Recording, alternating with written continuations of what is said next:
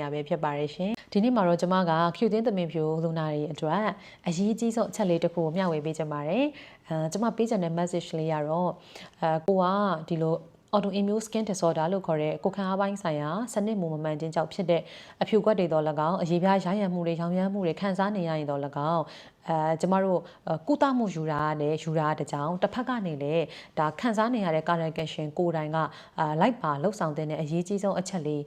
တစ်ချက်ကိုပြောချင်ပါတယ်အဲ့ဒါကတော့ဒါ sleeping quality လို့ခေါ်တဲ့ကျမတို့ရဲ့အိတ်ချင်အရေးအသွေးတွေကောင်းမွန်ဖို့အရန်အရေးကြီးပါတယ်အိတ်ချင်အရေးအသွေးကောင်းမွန်မှသာခန္ဓာကိုယ်ထဲမှာရှိတဲ့ရောင်ရမ်းမှုတွေက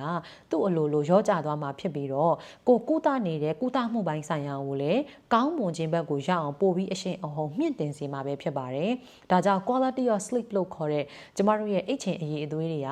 တကယ်ကိုပြည့်ပြည့်ဝဝနဲ့လုံလောက်ရဖို့အရေးကြီးပါတယ်ကဲတင်ရရောအိတ်ချင်အရေးအသွေးပြည့်ဝတဲ့လူရောဖြစ်ရလားဒီတော့ကျွန်မရဲ့တာဝန်ရှိတဲ့အတိုင်း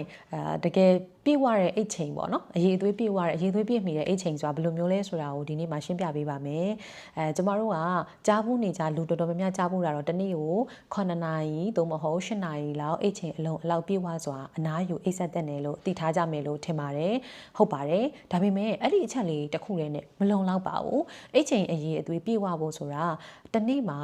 9နာရီသို့မဟုတ်10နာရီဒါကောင်းမွန်သောလုံလောက်စွာနှစ်နှစ်ချက်အိပ်ပျော်ဖို့လိုသလိုအိပ်ရမယ့်အချိန်ကိုလည်းသတိထားဖို့လိုပါတယ်ကျမတို့ခန္ဓာကိုယ်ရဲ့ပေါ့နော်ဒီ biometric clock လို့ခေါ်တယ်ပေါ့ဇီဝကာမဖြစ်စဉ်မှုအလိုက်ကျမတို့က beauty sleep hour ဆိုတာရှိပါတယ်ဒါကတော့အရေးပြားပိုင်းဆိုင်ရာအရာတင်စားတာပါbeauty ဆိုတော့ဒါအလှပပေါ့အသားရည်လှပခြင်းနဲ့ဆိုရင်ဘယ်လိုချိန်အိပ်မှာလဲအသားရည်ကျန်းမာကောင်းမွန်ခြင်းနဲ့ဆိုရင်ဘယ်လိုအိပ်ချိန်မျိုးလိုလဲဆိုတာမျိုးဒီနေ့ကအဓိကပြောပြပေးမှာပါ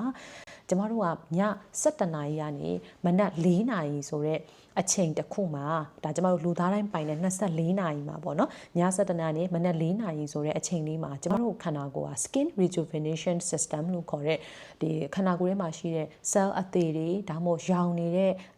condition တွေဒါမှမဟုတ်နာနေတာတခုခုပေါ့ဆိုးဝါးဥမာဒဏ်ရာရထားတယ်ဆိုလဲဒဏ်ရာပြန်ကျက်ဖို့ပေါ့ခန္ဓာကိုယ်ကသူ့အလိုလျောက်အဲ့ဒီအချိန်မှာအဆိုးတွေကိုအကောင်းဘက်ပြန်အောင်လုပ်ပါတယ်ဒါပေမဲ့အဲ့ဒီအချိန်မှာကျမတို့လူသားတွေအနေနဲ့အရေးကြီးတာကလည်းအိပ်ပျော်ပေးနေဖို့လိုပါတယ်ကိုယ့်ရဲ့အတွေးတွေရောကိုယ့်ရဲ့တကူလုံးမှာရှိတဲ့ stress တွေ